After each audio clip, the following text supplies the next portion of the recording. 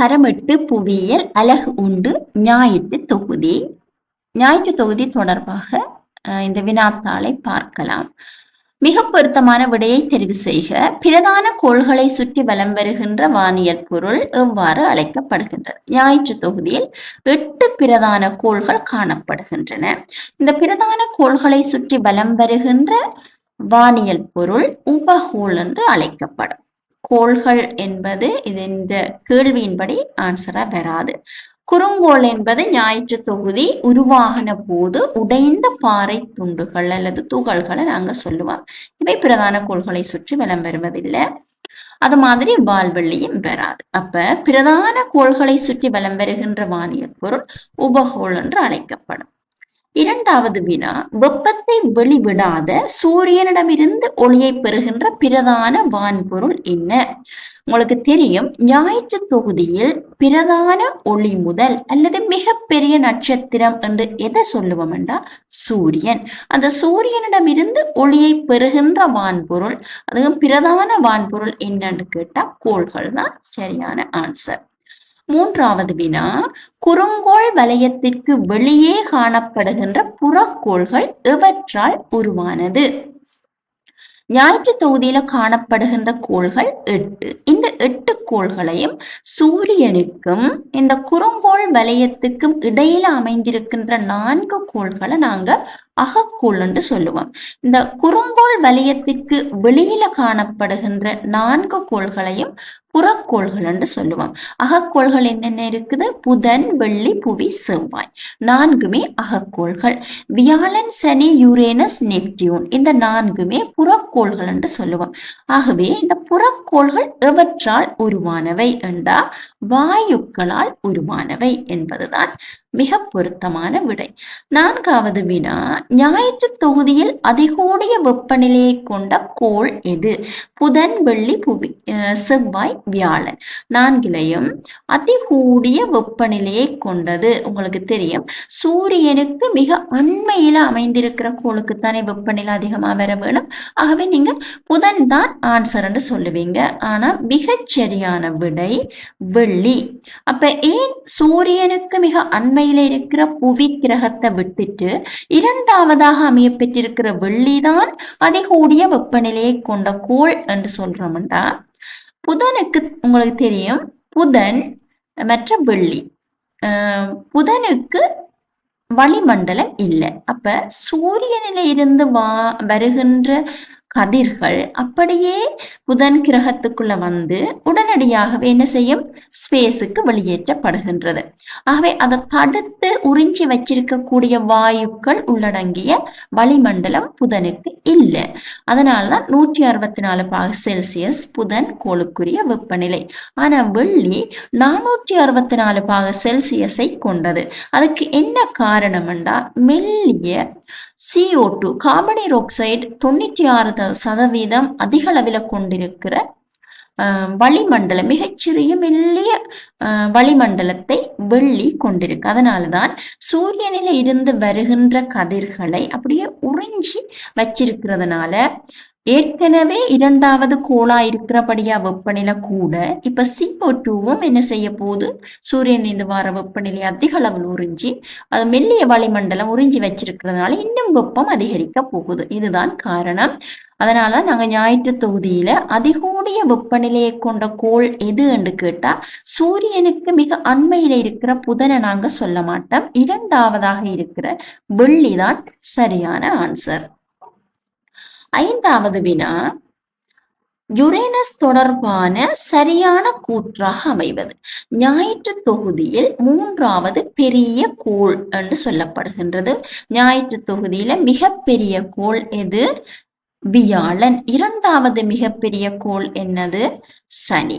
3வது பெரிய கோள் யுரேனஸ். ரைட். அப்ப இங்க யுரேனஸ் தொடர்பான சரியான கூற்றாக அமைய பெற்றிருப்பது. அப்ப ஞாயிற்று தொகுதியில் 3வது பெரிய கோள் என்பது சரியான விடை. சம அளவு விட்டத்தை கொண்டது இல்ல, 26 உபகோள்களை கொண்டு சொல்லப்பட்டிருக்கு. ஆனால் எத்தனை? யுரேனஸுக்கு 27 உபகோள்கள் காணப்படுகின்றது. அப்ப அதுவும் பிழை. புவியின் அரை மடங்கு விட்டத்தை இல்லை, 2வது மிகப்பெரிய கோள் புவியை விட பெரிய கோள். அதனால அரை மடங்கு விட்டம் என்பதும் பிழையான விடை. 6வது வினா, அகக்கோள்களில் பெரிய கோள் எது? அப்ப ஞாயிற்று தொகுதிக்குள்ளேயே மிகப்பெரிய கோள் எதுன்னு கேட்டா வியாழனை சொல்லுவீங்க. அகக்கோள்கள்ல எது பெரியது என்று கேட்டா புதன். அகக்கோள்கள் என்னென்ன? புதன், வெள்ளி, புவி, செவ்வாய். இந்த 4 கோள்களுக்குள்ளேயும் அகக்கோள்கள்ல பெரிய கோள் எதண்டா புவி. புறக்கோள்கள் என்னென்ன? வியாழன், சனி, யுரேனஸ், நெப்டியூன். இந்த 4 கோள்களுக்குள்ளேயும் எது மிகப்பெரிய கோள்னு கேட்டீங்கன்னா வியாழன். அப்ப மறக்க கூடாது. ஆனா ஓவரோலா ஞாயிற்று தொகுதிக்குள்ள எது மிகப்பெரிய கோள்னு கேட்டா வியாழன் தான் சரியான விட. இங்க கேட்கப்பட்டது அகக்கோள்கள்ல மிகப்பெரிய கோள் என்னண்டு. ஆகவே புவிதான் சரியான ஆன்சர். 7வது 2006ஆம் ஆண்டளவில் புளூட்டோ கிரகத்தை சிறு கோள் என அடையாளப்படுத்திய நிறுவனம் எது என்று கேட்டா நாசா, USSR, கல்டெக், சர்வதேச வானியல் நிர்வாகம். சர்வதேச வானியல் நிர்வாகம் தான் புளூட்டோவை 2006ஆம் ஆண்டு இது சிறு கோள் என்று அடையாளப்படுத்தினது. உங்களுக்கு தெரியும், இந்த 8 பிரதான கோள்களுக்குள்ளேயும் காணப்படுகின்ற ஒரு இயல்பு, அந்த கோள்கள் தத்தமது பாதையில் அந்த பயணம் செய்கின்ற பாதையை நாங்க சொல்லுவோம். அதாவது புவி சுற்றுகைக்காக எடுக்கின்ற அந்த பாதையை ஒழுக்கு என்று சொல்றது, ஓர்பிட். அப்ப அந்த பாதை ஊடாக பயணம் செய்ய வேணும் என்பது இந்த பிரதான கோள்களுக்கான பிரதான இயல்பு. அப்ப இந்த புளூட்டோ என்ன செய்யுதுண்டா, அவருக்கு கொடுக்கப்பட்ட அந்த பாதையில பயணம் செய்யாமல் அவர் வேற வேற இடங்களுக்கெல்லாம் போய் அந்த கோள்களுக்குடைய பிரதான இயல்பில இருந்து வித்தியாசப்படுகிறது. இதை அவதானிச்ச சர்வதேச வானியல் நிர்வாகம் 2006ஆம் ஆண்டு புளூட்டோ பிரதான கோளுக்குரிய இயல்பை இழந்ததன் காரணமாக இது சிறு கோள் என்ற கேட்டகரிக்குள்ள கொண்டு வருகிறார். ஆகவே 2006ஆம் ஆண்டளவில் புளூட்டோ கிரகத்தை சிறுகோள் என அடையாளப்படுத்திய நிறுவனம் சர்வதேச வானியல் நிர்வாகம். 8வது வினா, செவ்வாய்க்கும் வியாழனுக்கும் இடையில் மில்லியன் கணக்கில் அமைய பெற்றுள்ள பாறை துண்டுகள் எவ்வாறு அழைக்கப்படும்? எரிகற்கள், குறுங்கோள்கள், தூமகேது, உபகோள்கள். மில்லியன் கணக்கான பாறை துகள், ஆஸ்ட்ரோவைட்ஸ் என்று சொல்லுவோம். இது வியாழனுக்கும் செவ்வாய்க்கும் இடையில மில்லியன் கணக்கில் காணப்படுகின்றது. அதை நாங்கள் குறுங்கோள் வலயம் என்றே சொல்லுவோம். அது வித்தியாசமான ஷேப்ல இருக்கும், வித்தியாசமான கடினமான பாறை துண்டுகளாக இருக்கும், அந்த பருமன் வித்தியாசமா இருக்கும். ஆகவே ஆன்சர் குறுங்கோள்களால தான் அந்த மில்லியன் கணக்கில் காணப்படுகின்ற பாறை துண்டுகளுக்கு என்ன பெயர்? குறுங்கோள்கள் என்று சொல்லுவோம். 9வது வினா, முதலாக ஆய்வு கூடத்தை விண்வெளியில் நிறுவிய நாடு எது என்று கேட்டீங்கன்னா ரஷ்யா. இப்ப நாங்க ரஷ்யான்னு சொல்லுவோம். ஆனா முன்னைய கால பகுதிகளில் USSR சொல்லுவோம். என்ன, சோவியத் யூனியன், ரஷ்யான்னு சொல்றது. முதலாக விண்வெளிக்கு ஆய்வு கூடத்தில் மனிதர்களை அனுப்பிய நாடு என்னன்னு கேட்டா ரஷ்யாவைத்தான் சொல்லுவோம். ரைட். அப்ப ஸ்புட்னிக் 1 முதலாக அனுப்பின செயற்கைக்கோள். முதலாக விண்வெளிக்கு மனிதனை அனுப்பிய நாடு ரஷ்யான்னு சொல்லுவோம். இப்ப இதை கண்டா பிறகுதான் அமெரிக்கா என்ன செய்யுது, விண்வெளிக்கு மனிதர்களை அனுப்புறதா இருக்கலாம், ஆய்வுகளை மேற்கொள்றதுக்கு வழிகிடுகிறான். ஆகவே முதலாக விண்வெளிக்கு செயற்கைக்கோளை அனுப்பிய நாடு அல்ல ஆய்வுக்கூடத்தை நிறுவினது எதுன்னு கேட்டா ரஷ்யா தான் ஆன்சர். 10வது, பூமியின் முனைவு பகுதிகள் சற்று தட்டையாக இருப்பதனால் அதன் பெரிய விட்டம் டேஷ் கோட்டு விட்டமாகும். ஆகவே இது முனைவு விட்டத்தை விட மத்திய கோட்டு விட்டம் தான் பெரியது. ஆகவே பெரிய விட்டம் எது? மத்திய கோட்டு விட்டமாகும். உங்களுக்கு தெரியும், பூமியானது ஒரு சரியான அந்த கோள வடிவம் என்று நாங்க சொல்ல மாட்டோம். ஏனென்று கேட்டா இந்த மத்திய கோட்டு விட்டமும் முனைவு விட்டமும் சமனான அளவில் இல்லை. முனைவு விட்டம் 12714 கிலோமீட்டர், மத்திய கோட்டினுடைய விட்டம் 12757, கிட்டத்தட்ட 43 கிலோமீட்டர் டிஃப்ரெண்டா இருக்க போகுது. எதுக்கும் முனைவு விட்டத்துக்கும் மத்திய கோட்டு விட்டத்துக்கும். ஆகவே 12757 கிலோமீட்டர் நீளத்தை விட்டத்தை கொண்டது மத்திய கோட்டு விட்டம் தான் முனைவு விட்டத்தை விட பெரியது. 11வது வினா, நீலக்கோள் என அழைக்கப்படுகின்ற கோள் எது? ஞாயிற்று தொகுதியில நீலக்கோள் என்று சொன்னாலே ப்ளூ பிளானட் என்று சொல்றது நாங்க என்னத்த புவிதான் மிகச் சரியான விடை. பன்னிரண்டாவது, ஏனைய கோள்களுடன் ஒப்பிடுகின்ற போது திசை மாறி சுழலுகின்ற கோள் பின்வருவனவற்றுள் எது? யுரேனஸ், நெப்டியூன், சனி, வியாழன். ஞாயிற்று தொகுதிக்குள்ள வெள்ளி, யுரேனஸ் இந்த ரெண்டும் தான் கிழக்கில் இருந்து மேற்கு நோக்கி சுழலும். மற்ற எல்லா கோள்களும் மேற்கில் இருந்து கிழக்கு நோக்கி சுழலும். அதாவது புவி சுழற்சி என்று பார்த்தீங்கன்னா புவி என்ன செய்து மேற்கில் இருந்து கிழக்கு நோக்கி சுழலும். அப்ப கிழக்கில் இருந்து மேற்கு நோக்கி சுழலுகின்ற ஏனைய கோள்களுக்கு ஆப்போசிட்டா சுற்றுகின்ற கோள்கள் ரெண்டு இருக்கு. ஒன்று வந்து வெள்ளியும் யுரேனஸும். அப்ப இதுல தந்ததின்படி யுரேனஸ் சரியான ஆன்சர். 13வது, அதிக அளவு உபகோள்களை கொண்ட கோள் எது என்று கேட்டீங்கன்னா ஞாயிற்று தொகுதியில் அதிக அளவு உபகோள்களை கொண்டது வியாழன். இரண்டாவது அதிகளவான உபகோள்களை கொண்டது நாங்க சனி என்று சொல்லுவோம். மூன்றாவது யுரேனஸ். ரைட். அப்ப அதிகளவு உபகோள்களை கொண்டது வியாழன். ஞாயிற்று தொகுதியினுடைய மிகப்பெரிய கோள் எதென்று கேட்டாலும் அது வியாழன். அதிகூடிய ஈர்ப்பு சக்தியை கொண்டது எதென்று கேட்டாலும் வியாழன் தான் ஆன்சர்.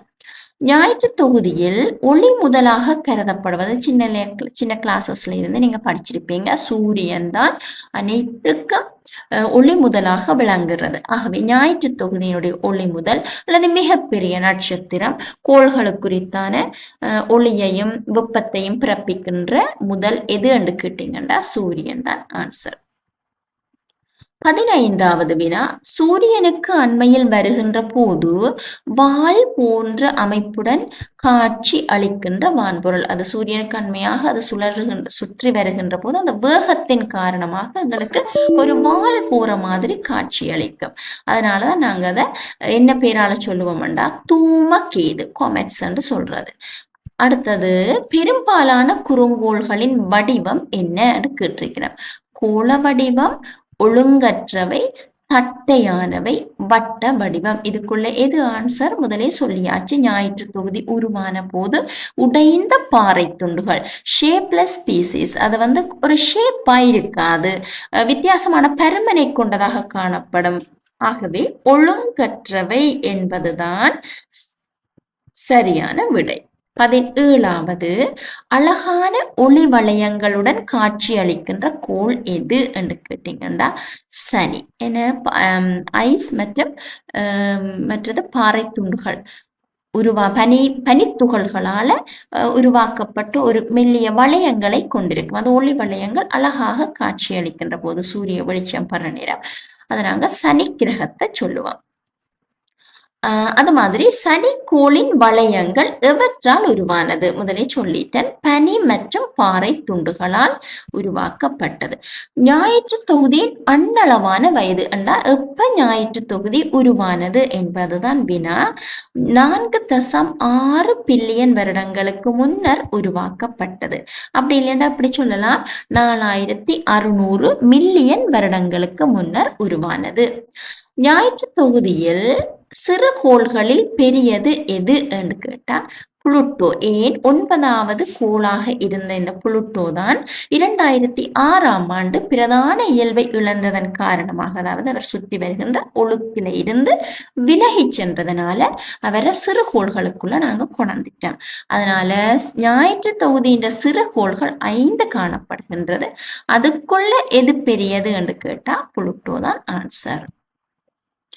இப்ப அடுத்தது நாங்க பகுதி 2க்கு போவோம். ஞாயிற்று தொகுதி என்றால் என்ன? முதலாவது வினா. ஞாயிற்று தொகுதி என்றால் என்ன? சூரியனை மையமாக கொண்டு 8 பிரதான கோள்களும் ஏனைய வான்பொருட்கள், அது உபகோள்களா இருக்கலாம், குறுங்கோள்களா, எல்லாமே ஞாயிற்று தொகுதியை மையமாக கொண்டு இயங்கி வருகின்ற போது நாங்கள் அதனை ஞாயிற்று தொகுதி என குறிப்பிடலாம். ஞாயிற்று தொகுதியில் கோள்களை தவிர காணக்கூடிய வான்பொருட்கள், கோள்கள் மட்டுமாயிருக்கு ஞாயிற்று தொகுதியில இல்லை, மில்லியன் கணக்கான குறுங்கோள்கள் காணப்படுகின்றது, கோள்களின் உபகோள்கள் காணப்படுகின்றது, தூமகேது அதாவது வால்வெள்ளி காணப்படுகின்றது, எரிகற்கள் காணப்படுகின்றது, சிறிய சிறிய பாறை துகள்கள் காணப்படுகின்றது. ஆகவே நீங்க அதனை எழுதலாம். சூரியன் தொடர்பான முக்கியமான பண்புகள் 3 தருக. ஞாயிற்று தொகுதியினுடைய பிரதான ஒளி மூலம் என்னத்தை நாங்க சொல்லுவோம்? சூரியனை தான் சொல்லுவோம். ஆகவே ஞாயிற்று தொகுதியினுடைய மிகப்பெரிய நட்சத்திரம், அது மாதிரி அதனுடைய மொத்த முழு திணிவு 99.86 வீதத்தை கொண்டிருக்கின்றது. அது மாதிரி புவியினுடைய விட்டத்தை விட எத்தனை மடங்கு பெரியதாக இருக்கு? 109 மடங்கு பெரிய நட்சத்திரமாக காணப்படுகின்றது. இதனுடைய விட்டம் 1.4 மில்லியன் கிலோமீட்டர்களாக இருக்குது.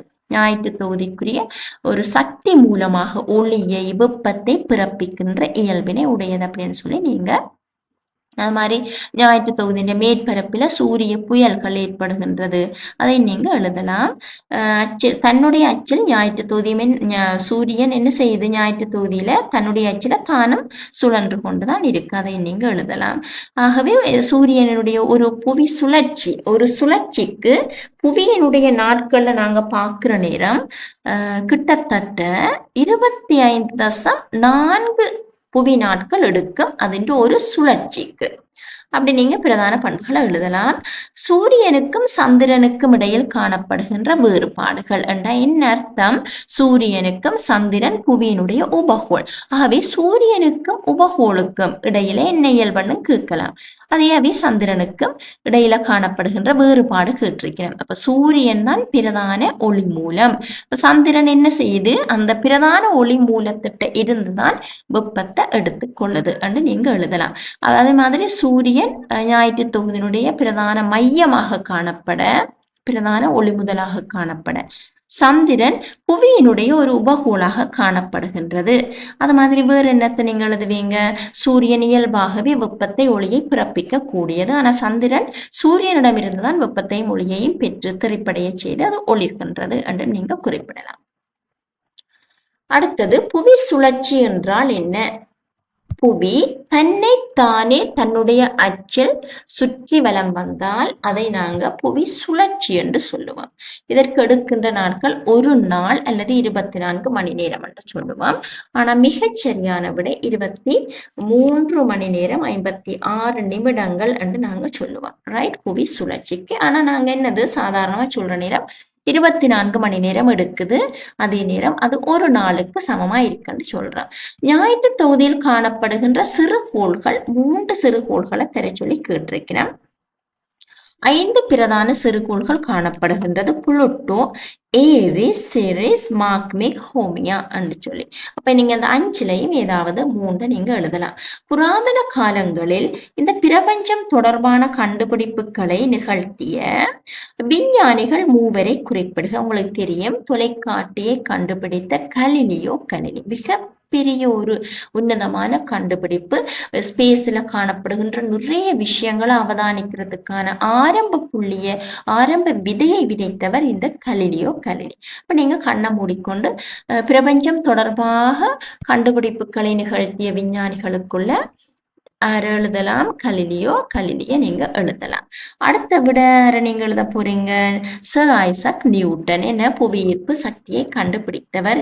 அது மாதிரி ஜோஹன்னஸ் கெப்லர், கோள்கள் சூரியனை மையமாக கொண்டுதான் வலம் வருகின்றன என்ற உண்மையை உலகத்துக்கு எடுத்துரைத்தவர். அப்படி நீங்க தெரிந்த விஞ்ஞானிகளின் பெயரை எழுதலாம். ஞாயிற்று தொகுதியில் உள்ள அகக்கோள்கள் 3னையும் புறக்கோள்கள் 3னையும் குறிப்பிடுக. சூரியனுக்கும் குறுங்கோள் வலயத்துக்கும் இடையில் அமைஞ்சிருக்கின்ற புதன், வெள்ளி, புவி, செவ்வாய் இந்த 4ம் அகக்கோள்கள். ஞாயிற்று தொகுதியினுடைய குறுங்கோள் வலயத்துக்கும் அது மாதிரி அப்படி குறுங்கோள் வலயத்துக்கு வெளியால் அமைஞ்சிருக்கின்றது என்னென்ன? வியாழன், சனி, யுரேனஸ், நெப்டியூன் இந்த 4ம் புறக்கோள்கள். இதுல ஏதாவது நீங்க 3 எழுதினீங்கன்னா சரி. மேலுள்ள 2 படங்களிலும் காணப்படுகின்ற விழாக்களை எழுதுக என்று கேட்டிருக்கிறேன். இதுல முதலாவது என்னத்தை காட்டப்பட்டிருக்குது?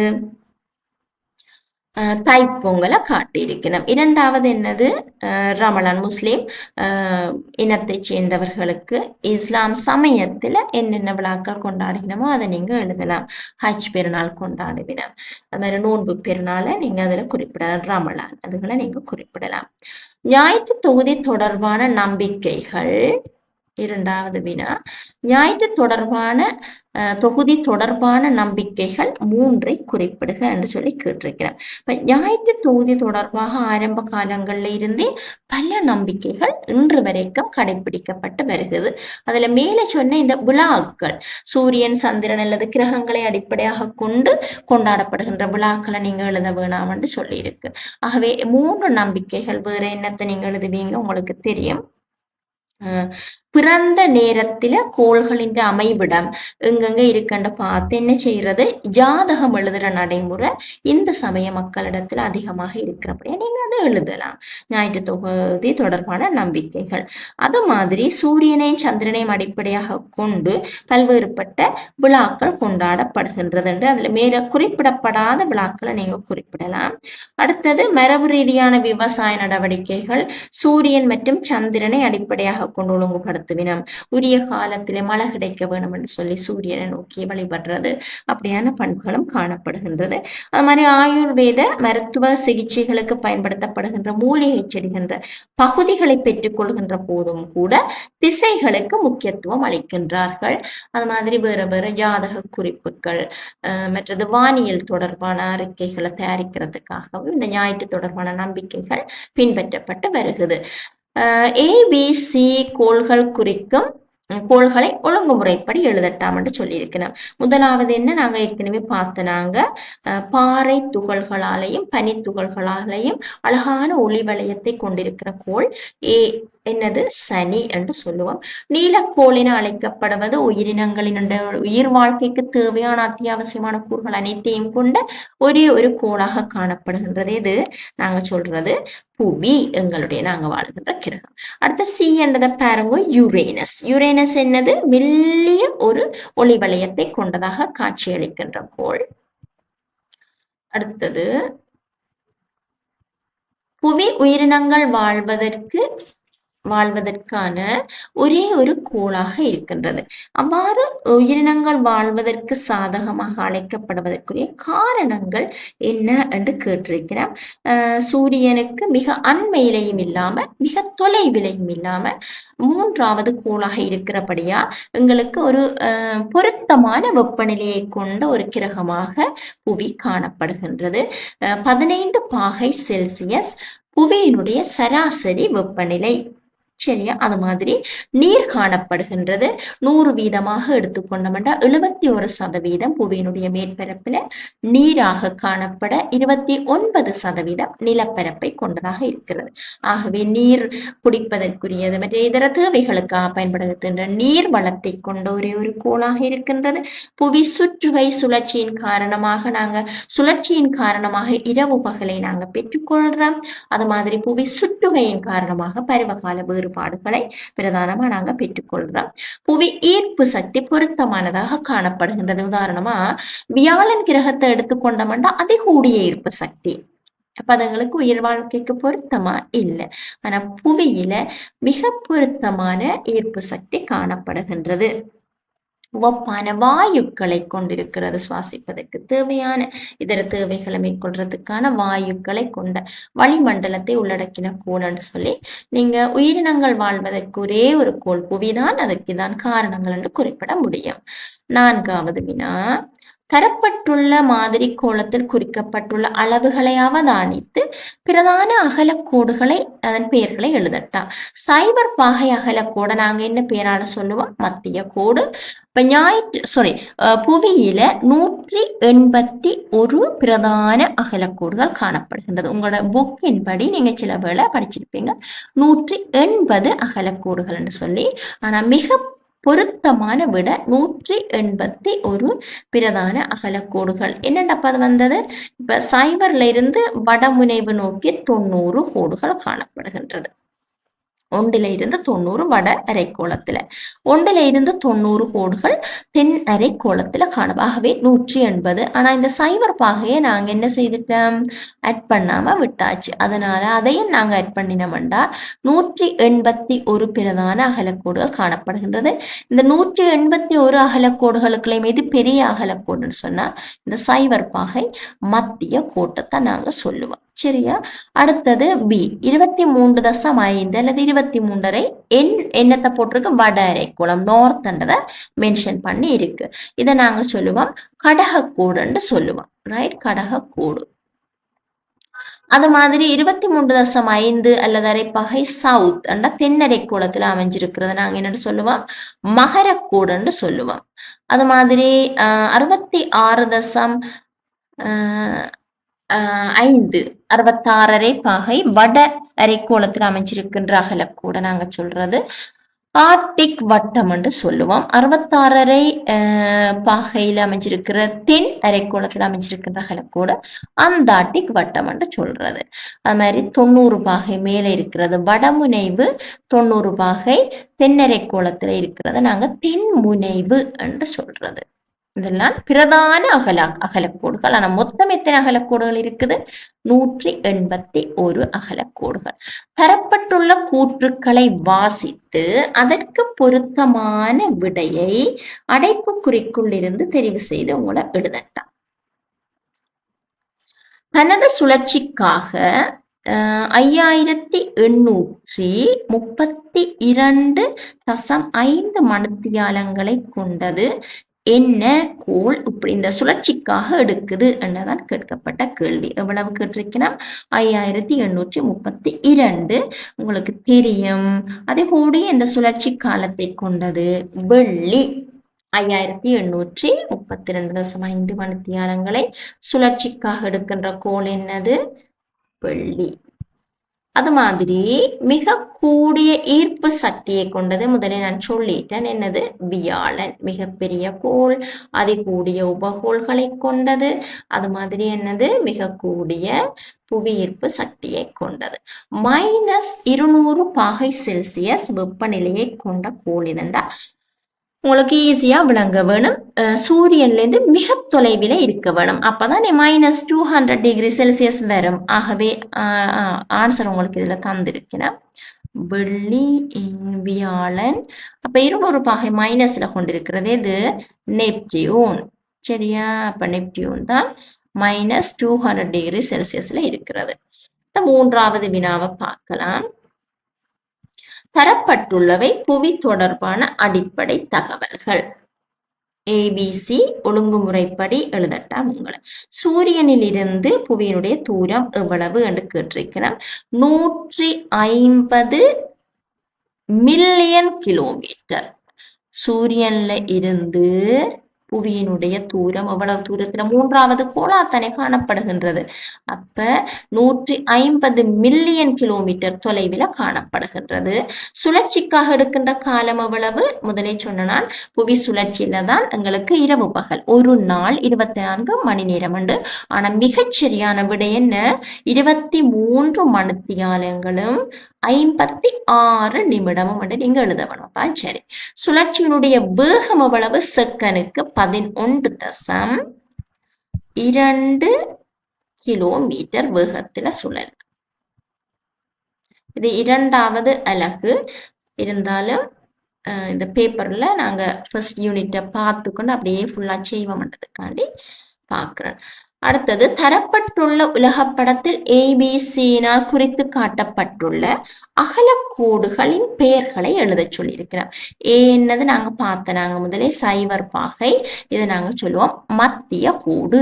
அடுத்த B என்ன, 23.5 பாகை வட அரைக்கோளத்துல இருக்கு, எண்ணில இருக்குது 23.5 பாகை. அதை நாங்க சொல்லுவோம் கடக கோடு, மத்திய கோடு. மாதிரி சி என்னத்தை குறிக்குது, 23.5 பாகை சவுத் அண்டா தென்னரைக்கோளத்துல இருக்கிறது, நாங்க சொல்லுவோம் மகரக்கோடு. சரியா, மகரக்கோடு சொல்றது. அடுத்தது, புவி சுற்றுகை என்றால் என்ன? புவி தன்னைத்தானே தன்னுடைய அச்சில் சுற்றுவதை நாங்க புவி சுழற்சி என்று சொல்லுவோம். ஆகவே புவி சுற்றுகை என்றால் என்ன, புவி தன்னைத்தானே சுற்றுவதோடு சூரியனையும் சுற்றி வலம் வருவது புவி சுற்றுகை என்று அழைக்கப்படும். சரியா, அடுத்தது, நெடுங்கோடு அல்லது நெட்டாங்கு என்றால் என்ன? அகலக்கோடு, நெடுங்கோடு, இந்த ரெண்டுமே புவியினுடைய மேற்பரப்பில் பல்வேறுபட்ட நோக்கங்களை அடிப்படையாக கொண்டு வரையப்படுகின்ற கற்பனை கோடுகள்.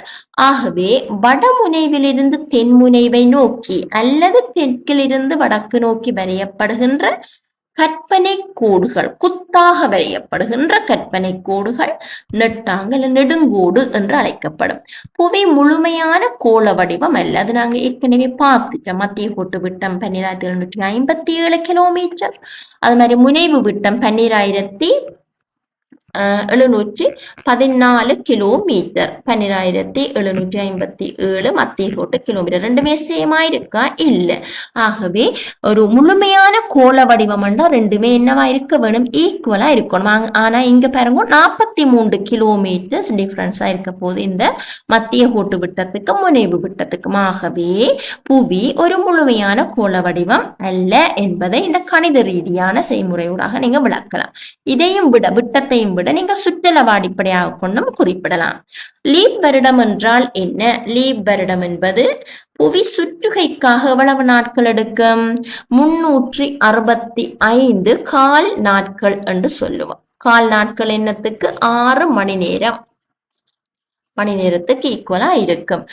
இப்ப நாங்க என்ன சொல்றது? சாதாரணமா ஒரு வருஷத்துல எத்தனை நாட்கள் கேட்டா என்ன சொல்லுவோம்? 365 நாட்கள் உண்டு. அப்ப மிச்சம் அந்த கால் நாள் அல்லது 6 மணித்தியாலத்தை எங்க வச்சிருக்கிறோம்? அதை நாங்க ஒரு வருஷத்துல சேவ் பண்ணி வச்சிருப்போம். திருப்பி 2வது வருஷம் வரைக்குள்ளேயும் 365 நாட்கள் என்று சொல்லுவோம். அந்த கால் நாள் அல்லது 6 மணி நேரம் இருக்கும். அப்ப முதல் வருஷத்துல ஒரு 6 மணி நேரத்தை நாங்க சேவ் பண்ணி வச்சிருக்கிறோம். அடுத்த 6 மணி நேரம் வந்துட்டு அப்ப 12 மணி நேரம். திருப்பி 3வது வருஷம் வரைக்குள்ளேயும் என்ன செய்வோம்? 365 நாள் என்று சொல்லுவோம். 6 மணி நேரத்தை சேவ் பண்ணி வச்சிருப்போம். அப்ப எத்தனை? 3 18 மணி நேரம் அங்க எங்கள்கிட்ட இருக்குது. 4வது வருடம் வர்ற நேரம் 365 நாள் என்று சொல்றது இல்லை. அதை நாங்க 366 நாட்கள். என்னென்ன அந்த ஒரு நாள் அட் ஆகினது?